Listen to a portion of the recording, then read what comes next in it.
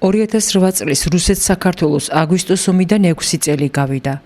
რუსული ინტერვენციის შედეგად დაიღუპა საქართველოს 228 მშვიდობიანი მოქალაქე, 14 პოლიციელი დაიჭრა 1747, სახლები დატოვა თითქმის 150,000 ადამიანმა, მათგან დევნილობაში რჩება 30,000-მდე. რაც შეეხება ომში დაღუპულ სამხედრო მოსამსახურეებს, თავდაცვის სამინისტროს მონაცემებით დაღუპულია 169 სამხედრო, აქედან 5 უგზო-უკლო დაკარგულად არის მიჩნეული. დღეს 8 აგვისტოს საქართველოში პატივითა და დიდებით იხსენებენ გმირებს, რომლებმაც სამშობლო სადარაჯოზე თავი მსხვერპლად დადეს. ომში დაღუპულთა შორის ერთი ჩვენი თანამემამულია, შორაპნელი ზაზა ფერაძე. ის 1973 წელს დაიბადა, იბრძოდა აფხაზეთში, მერე ერაყში წავიდა. ყავს მეუღლე და 2 შვილი. ცხინვალში ზაზა დაჭრილების გამოყვანის დროს სნაიპერის ტყუის მსხვერპლი გახდა. თანამებრძოლები ამბობენ, რომ იცოდა, სადაც მიდიოდა, თუმცა უკან არასოდეს დაუხევია და თავისი პრინციპებისთვის არ უღალატნია. ზაზა ფერაძე ვახტანგ გორგასლის მესამე ხარისხის ორდენის კავალერი გახდა სიკვდილის შემდეგ. დღეს მისი გმირობისა და ღირსეული გარდაცვალების შესახებ კიდევ ერთხელ გაიხსენეს უშუალოდ მისი სახელობის ობელისკთან შეკრებილებმა. ადგილობრივი ხელისუფლების წარმომადგენლებმა, რომელთა შორის აღმასრულებელი და განმკარგულებელი ორგანოების პირველი პირები და შესაბამისი სტრუქტურების თანამშრომლები იყვნენ, ყვავილების თაიგულით შემკეს შორაპნელი გმირის ობელისკი მისი ხსოვნის უკვდავ საყოფად. ეს ჩვენ შევიკრიბეთ, რომ პატივი მივაგოთ ზესტაფონელი კაცის, ვაშკაცის, შორაპნელის, საქართველოს მართლაც გმირი ადამიანის ზაზა ფერაძის ხსოვნას, რომელიც 6 წლის წინ შეეწირა ეგრეთ წოდებულ აგვისტოს ომს. დიდი ვაშკაცობა გამოიჩინა, მათ მონაწილეობდა როგორც აფხაზეთის, ასევე ოსეთის ბრძოლებში და მან თავის სამხედრო გზა აირჩია, მოკლედ თავის ცხოვრებისათვის. დიდება გმირებს, დიდება მათ გვერდით 170-მდე სამხედროა დაღუპული და დიდება მათ, ასევე სამოქალაქო პირები 200-ზე მეტია დაღუპული. 26,000 ტოლვილი მივიღეთ ჩვენ ამ ომის შედეგად და ტერიტორიის 20% დავკარგეთ. რა თქმა უნდა, ეს ძალიან დიდი დანაკლისია ჩვენი ქვეყნისთვის, ეკონომიკაც ძალიან მნიშვნელოვნად დაზარალდა. ეს არის უმძიმესი დღე საქართველოს უახლოეს ისტორიაში. მე მინდა მიუსამძიმრო დაღუპულთა ოჯახებს, რომლებიც დაიღუპნენ 2008 წლის რუსეთ-საქართველოს ომში და ესევე ძალიან დიდი მადლობა უთხრა იმ გმირების ოჯახებს, მათ გამზრდელ დედებს და მამებს, რომ გაზარდეს ესეთი გმირები, ადამიანები, რომლებმაც თავი გასწირეს თავისი სამშობლოს ერთიანობისთვის და კეთილდღეობისათვის. დასანანიო, რომ 21 საუკუნეში საქართველოში კიდევ გვიწევს ჩვენი ქვეყნის თავისუფლებისთვის და ერთიანობისთვის ბრძოლა, მაგრამ სასიხარულოა ის ფაქტი, რომ ყავს ესეთი გმირები და ესეთ გმირებზე იდგა ყოველთვის საქართველოს და იმედი მაქვს, რომ მომავალში საქართველოს აღარ დაჭირდება ქართული კაცის სისხლი და ისე მოხდება საქართველოს ტერიტორიული გაერთიანება.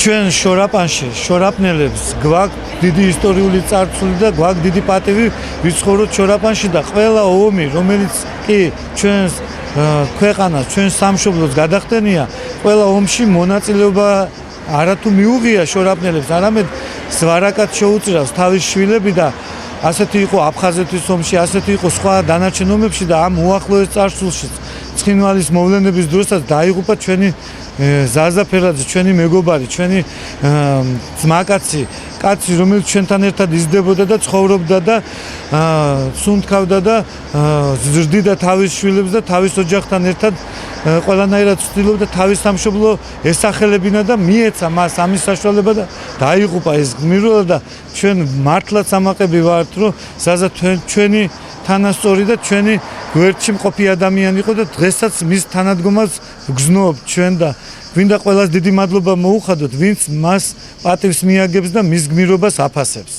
დღევანდელი დღე ყველას მოგვიხსენებათ 8 აგვისტოს თარიღი, რომელიც ალბათ მე ვფიქრობ თითოეულ ქართველს არასოდეს არ დაავიწყდება და ჩვენც ზესტაფონლებმა უკვე შემოვიღეთ ტრადიციად 2008 წლიდან მოყოლებული მოვიდეთ ზაზა ფერაძის მემორიალთან, შევამკოთ გვირგვინით, გავიხსენოთ მისი სახელი და საქართველოს ისტორია ასეთ უკვდავ სახელებს არასოდეს არ დაიწყებს და ყოველთვის მივაგებთ პატივს.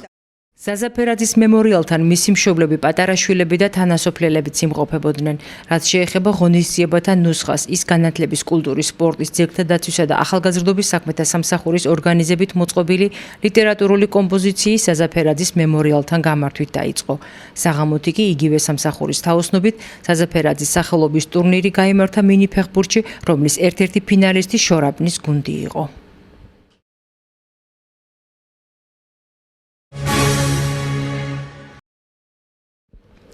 სახელმწიფო ჯანდაცვის პროგრამაში ჩართულ პირებს სამედიცინო დაწესებულების არჩევის თავისუფლება ექნებათ. 1 სექტემბრიდან სახელმწიფოს მიერ დაფინანსებული ჯანდაცვითი პროექტები მთლიანად გადადის ერთიანი გადამხდელის პრინციპზე, რაც იმას ნიშნავს, რომ უკვლებლივ ყველა მოქალაქეს, რომელიც ამ პროგრამით სარგებლობს, მიენიჭება სამედიცინო დაწესებულების თავისუფალი არჩევანი. ასევე გეგმიურ სერვისებზე დაყოვნების ვადა შემცირდება 6-დან 2 თვემდე.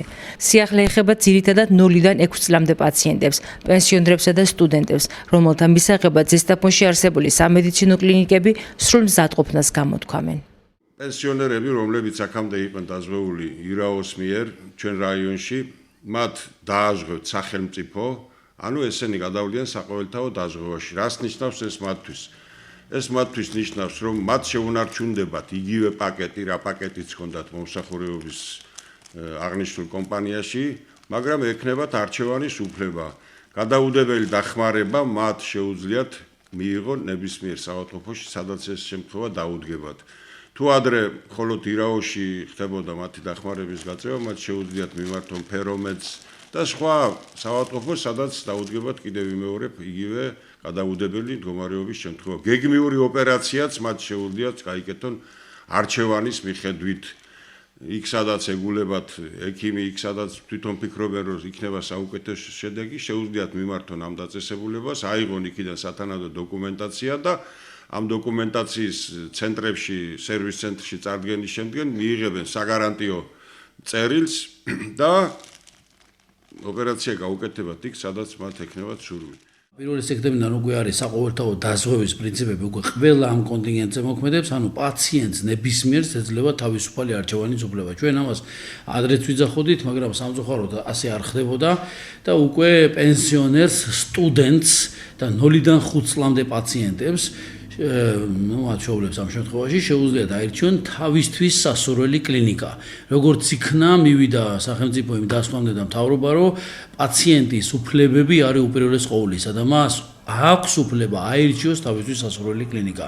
ეს სამი კონტინგენტი ესე იგი პენსიონერები, სტუდენტები და სხვათა შორის მინდა ვთქვა, რომ სტუდენტები ყველაზე დაზარალებულები აღმოჩნდნენ ამ შემთხვევაში, იმიტომ რომ თუ მაგალითად მე მხედველობაში მაქვს მაგალითად მშობიარობა თუ მაგალითად სხვა საყოველთაო დაზღვევით დაზღვეულებს აზღვევდა საყოველთაო დაზღვევა 500 ლარით, სტუდენტები ფინანსდებოდნენ 80%-ით, ანუ 400 ლარით. მასასთან სხვაობა იყო 100 ლარი. საბედნიეროდ ეს უკვე აღარ იქნება. სტუდენტები მე ვფიქრობ ყველაზე მეტად დასახმარებელი კონტინგენტია ჩემი აზრით, რა თქმა უნდა, ახლა პენსიონერის და 0-დან 5 წლამდე კონტინგენტის, მაგრამ სტუდენტები მშობიარობენ, ხო? არც პენსიონერი მშობიარობს და არც 0-დან 5 წლამდე. აქედან გამომდინარე, სტუდენტები აღარ დაზარალდებიან და ისინი პრაქტიკულად მიიღებენ სრულ პაკეტს მომსახურებისა. მათ ექნებათ თავისუფალი არჩევანის უფლება. ეს იქნება ჯეოჰოსპიტალზე, ეს იქნება ფერომედი, ეს იქნება ჩვენ, თუ საქართველოს ნებისმიერ ტერიტორიაზე ნებისმიერი კლინიკის არჩევის შესაძლებლობა ეძლევათ. ეს კონტინგენტი ჯეოჰოსპიტალსის ქსელში იღებდა შეუფერხებელ მომსახურებას, ოჯახის ექიმის, ყველა ვიწრო სპეციალისტის კონსულტაციებს, ლაბორატორიული, რენტგენოლოგიურ, ეხოსკოპიურ კვლევებს და ეხლა ხას უსვავ კვლავ, რომ იგივე პაკეტით გაუგრძელდებათ სახელმწიფო დაფინანსების პირობებში ეს მომსახურება. ესე იგი, აქ მხოლოდ დამფინანსებლის წყარო იცვლება. სხვა აბსოლუტურად არაფერი. მოსახლეობას კვლავ გაუგრძელდება ეს მომსახურება. ეხლა ჯეოჰოსპიტალსის ქსელი გარკვეულ შეღავათებს უკეთებს მოსახლეობას. პირველ რიგში მინდა აღვნიშნო, რომ 25%-იანი ფასდაკლება ექნებათ ყველა მედიკამენტზე სახალხო აფთიაქის ქსელში ყოველ დღე.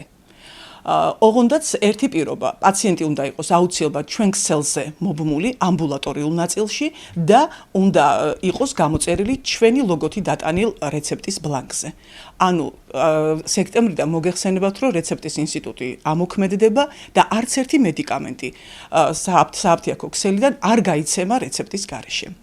ამდენად ოჯახის ექიმზე მჭიდრო კონტაქტი აუცილებელი იქნება, რომ მისთვის სასურველ დროს მიიღოს მისთვის სასურველი მედიკამენტი.